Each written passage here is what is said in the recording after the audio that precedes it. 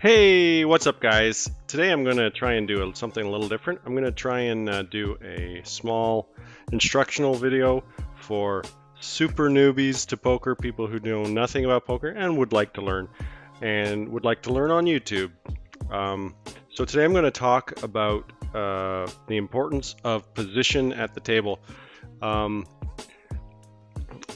The later you are to act in the hand, the better chances you are of winning the hand, because you have more information on your opponents than they do of you, because you're last to act. You get to see how they reacted to a bet sizing, whether they checked, bet, or raised, how much they raised, how long they took to decide to bet, check, or raise.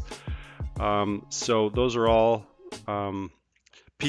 small little pieces of information you put together to decide whether you should to decide which way you should act at any given time in any given hand. And so you always want to be last to act, which means you should always try to be in position. And newbies think that you just kind of play every position the same way. You wait till you have decent cards and then you play it. Really good players are more often in position than out of position when they play, because you're just going to win more hands that way. It's super important, but newbies don't know that.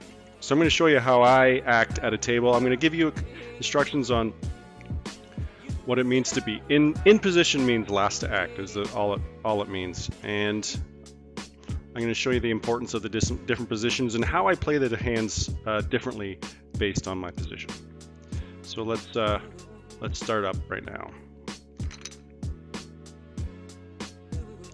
So right now I am in what's called under the gun positions. This is small blind, big blind, and then I'm under the gun. I'm first to act. Since I'm first to act, I'm under the gun. I got to act fast. So because I'm under the gun, I'm in a really bad position. I folded that hand. Ace 10, I'm now actually in what's called middle position. Small blind, big blind, under the gun, middle. This is called the cutoff and the dealer button. This hand I'm going to raise because it's ace 10, it's a decent hand, and I'm in middle position.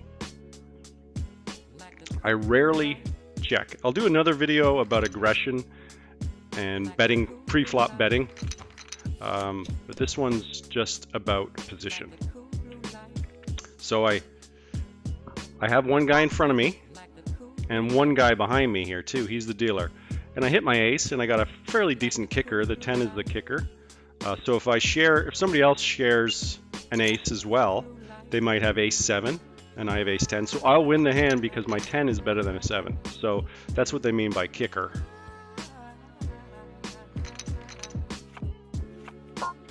And I'm again under the gun, terrible hand. I'm definitely not playing that.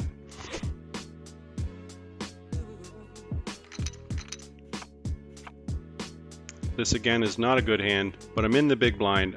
I've already paid 5 cents just to be in the hand, and this guy might try to raise me. It's typical for the small blind to attempt to raise the big blind and steal his blind. If he was a bigger stack, I might 3-bet him here because I know he's probably full of crap. But because he's doesn't have that much behind, and because my hand is kind of weak to begin with, I'm actually just going to fold it here. I'm going to let him take it this time. I could also call there.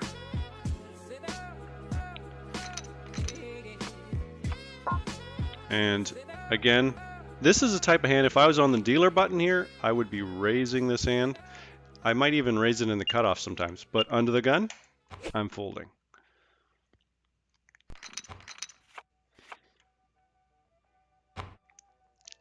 Another bad hand, but here's my chance to steal his blind, so I'm going to raise this up. Even though I'll be first to act on the flop. And he folds, so I take his 5 cents. King deuce. Now I'm on the button. I literally play any 2 cards on the button, and I don't just call with them.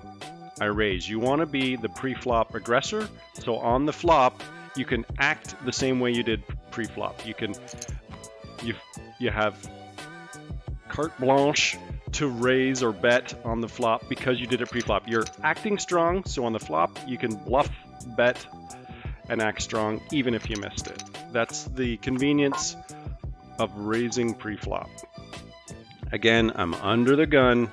This is a decent hand. I'd be definitely raising this in the cutoff and the dealer, but in this position I'm folding it. I'd like to maybe, and I'm in middle position, again, weak hand in middle position, I'm going to go ahead and fold.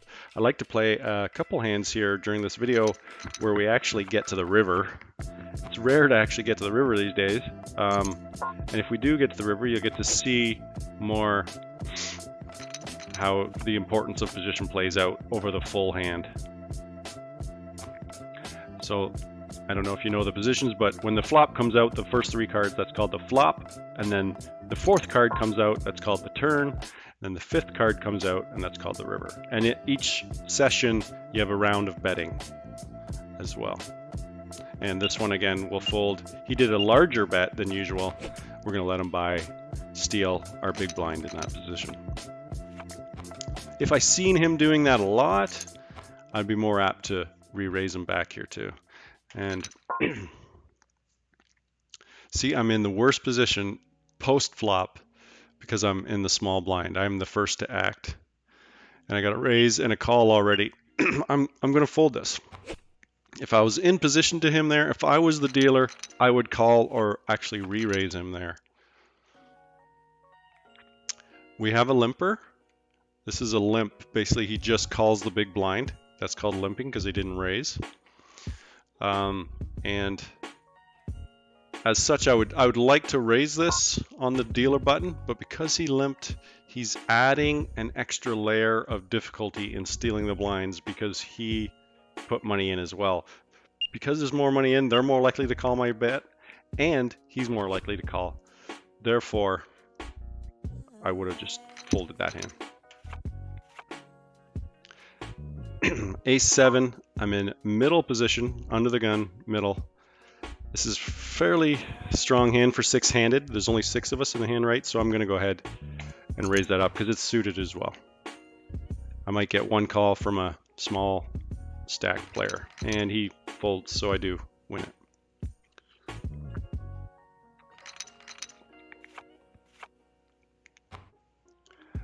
This is a garbage hand.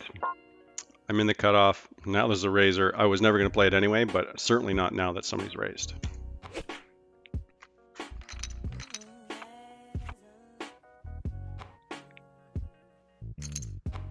And again, I'm done. Now, if he did this from the button, if he was here at the button, I might actually 3-bet him, raise him up to 60 cents with King 6. But because he's raising an earlier position, it means he's more likely to have a strong hand. The button tries to steal the blinds with garbage, but people in early positions, when they raise, they typically have a good hand. So you have to analyze what position your opponents are in when they're making their raises, so you know whether they have a good hand or a bad hand, whether you can play back at them, re-raise them, try and steal their raise right back, or whether to just fold. And all of these thoughts come into your head based on playing position. So we got a raise, a re-raise, a very small, stupid re-raise, but there's no need for me to get in now with ace 2, especially in early position. Post-flop, it'll be tough to play because I'll be way out of position in terms of everybody else. There might be 2 or 3 or 4 players, and I'll be in first position. Horrible place to act. Unless you flop a super strong hand. Like I had ace 7 there, I think. So if I flopped 2 7s or ace 7, I'd be pretty happy. But anything other than that, and you're worried. And we got a call. So now I was the pre-flop raiser. I can act aggressive on the flop and act like I hit that king. Because raisers do that. Raisers often have kings and aces and things like that, right? And there you go, he folded. He could have had a queen 10 or a 9-8 suited or something like that. So he had no connection to the board. I raised, He's like, I'm out of here. And I got to see that he checked pre-flop. I got to check that he checked the flop, so I knew he was probably weak too. Sometimes people check raise on purpose when they have a big hand, but typically a check means weakness. And if someone doesn't, as soon as somebody checks and raises you, that immediately means the exact opposite of weakness. It means he was hiding a very strong hand. Something to keep in mind as well. Or he's just bluffing you, check raise bluffing you instead. But so here's one of those situations where the dealer's probably just trying to steal my blind, so I'm going to pop him up to 59 cents. I do this with any ace at this point. Probably a good king hand too, I would do it with, and pocket pairs.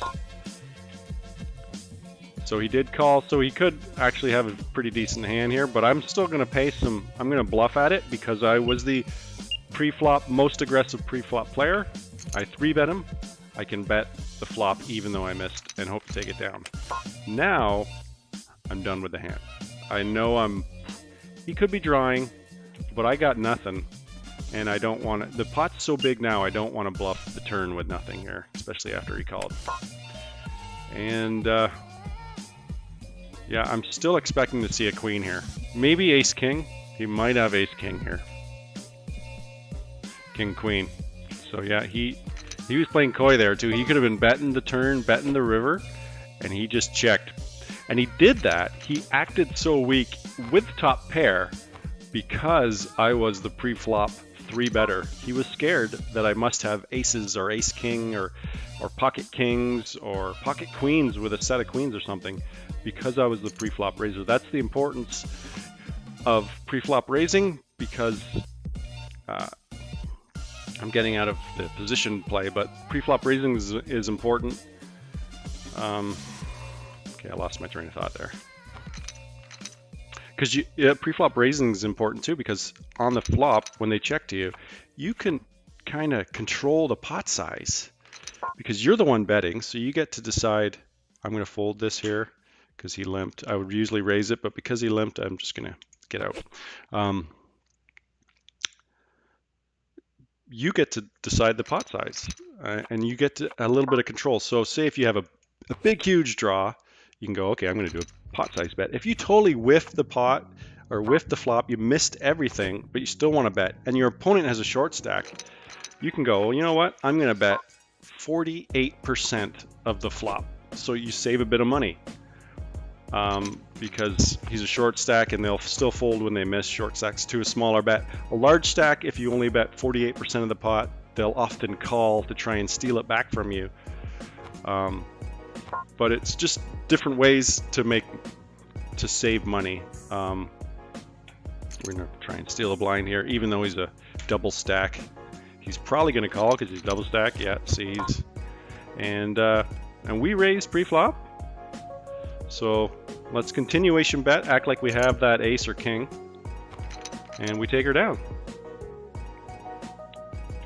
But see, I didn't, that's tougher to play the small blind like that because, because I was first act. I didn't get to see whether he was going to check the flop or not. I just had to blind bet right into him without him acting.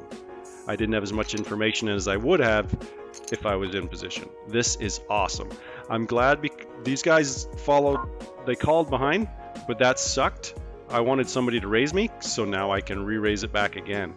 And I'm going to go to $1.20.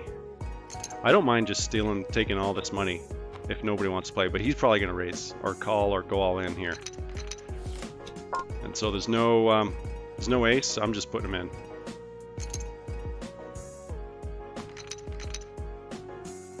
And he just immediately folds. But the pot was so big compared to his stack that you don't mess around. You just put the rest in. Typically, you bet pot sizes each time. If the pot's 18 cents on the flop, you'd bet 18 cents often. Here, I got a small pocket pair. I'm hoping, mid pocket pair, I'm hoping to flop a set and, and him have aces, and then we get it all in and my set holds up. That's the kind of plan you want when you have middle pocket pairs. I'm going to check him. That sucked. So I was thinking, since he checked, I'm like, ace king, ace queen, something like that, and then the ace came off. So now what am I going to do? I'm going to bet weak. I'm going to bet 10 cents and hope he just goes away. No, no. So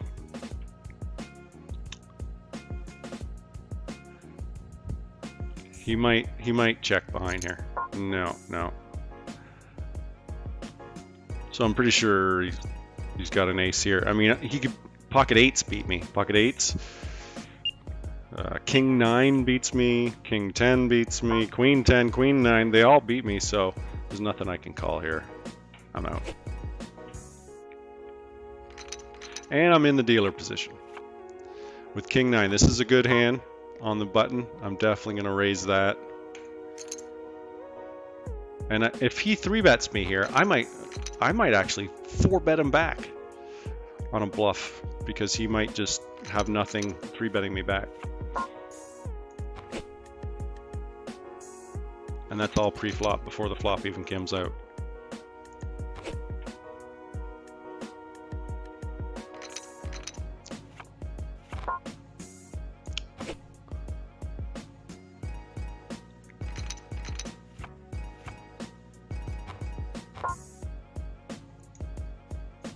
Being in position also reduces your risk of losing the hand, losing money in the hand when you are going to lose the hand. If you're in position when you lose a hand, because you control the pot sizes typically, you'll lose less when you lose in position than when you lose out of position. So you actually save money by playing in position as well, even while losing.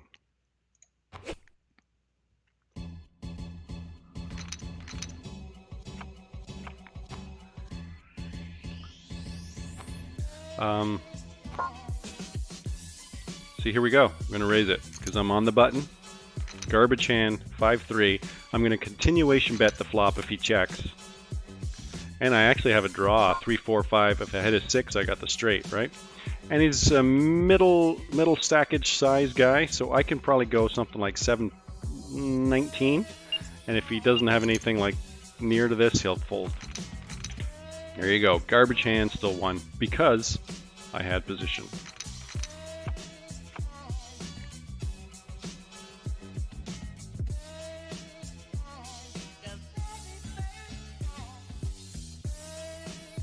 And a slow poke here.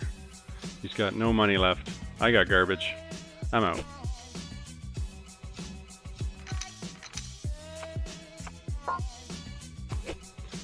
That was under the gun, 6 deuce, insta fold. Don't even think about it. Small blind, so I'm going to try and steal the blind. If he plays back at me here, I might play back right back at him again. But he folds.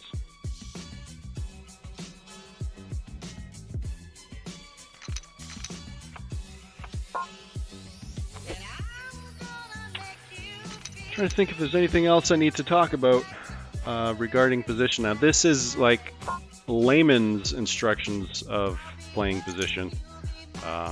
There's more eloquent professional players that will have better things to say than I did here, but this is just my take on it. Thanks for watching. Have a good day.